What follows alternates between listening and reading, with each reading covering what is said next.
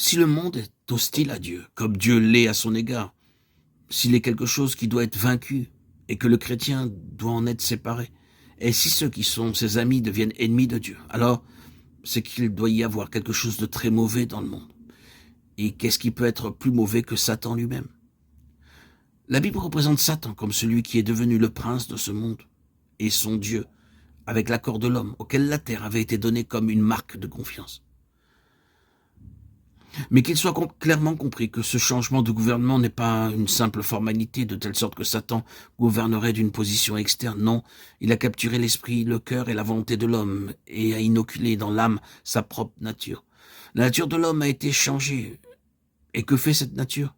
Elle est en conflit avec Dieu. Et cela signifie prendre la place de Dieu. Prendre ce qui appartient à Dieu et ne pas permettre à Dieu d'être manifesté. Être indépendant à l'égard de Dieu et être autosuffisant, connaissant de plus en plus, capable de faire de mieux en mieux et de faire sans Dieu. Détenir le pouvoir, contrôler, maîtriser, gouverner, être supérieur ou être un perpétuel révolté contre toute forme de soumission. C'est de cette sorte de nature, à des degrés plus ou moins grands, que l'humanité a été imprégnée. Le cœur de tout ce problème, c'est l'individualité plutôt que Dieu. Et comment cela se manifeste? Cela produit beaucoup plus de matériel et de temporel que de spirituel.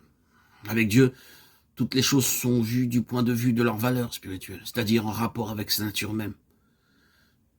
Dieu est esprit, non pas impersonnel, mais une personne spirituelle.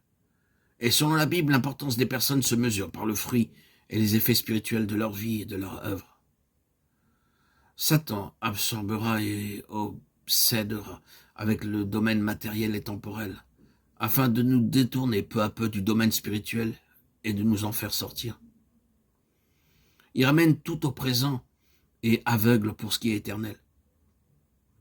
Ce que nous avons et que nous pouvons obtenir maintenant est le principe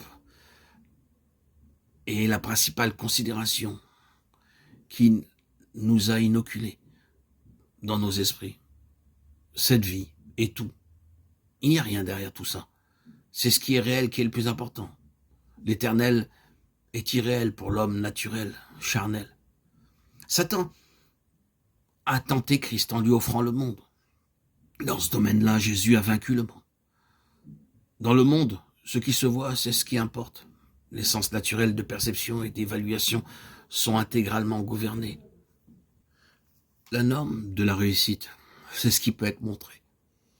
Dans beaucoup d'autres domaines, la nature de ce monde contraste avec celle de Dieu, ses normes, son point de vue, ses valeurs, ses objectifs, ses pensées, ses manières de faire, son esprit. Un des plus grands aspects de l'éducation spirituelle du chrétien consiste à apprendre combien différentes des nôtres sont les pensées, les normes et les valeurs de Dieu.